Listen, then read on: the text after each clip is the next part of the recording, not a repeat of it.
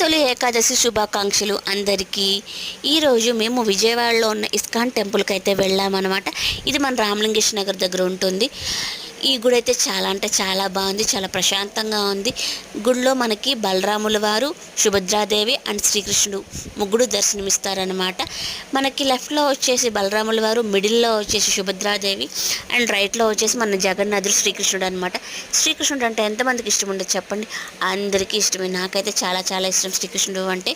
అందుకని ఈరోజు ఆయన దర్శనం చేసుకోవడానికి వెళ్ళి చాలా రోజుల మట్టు అనుకుంటున్నా వెళ్దామని. ఈరోజైతే కుదిరింది. మా బాబు 10 మినిట్స్ పాటు సాష్టాంగ నమస్కారం అయితే చేశాడు. తర్వాత బయటకు వచ్చి చెట్టు ఎక్కి ఆటలాడుకున్నాడు.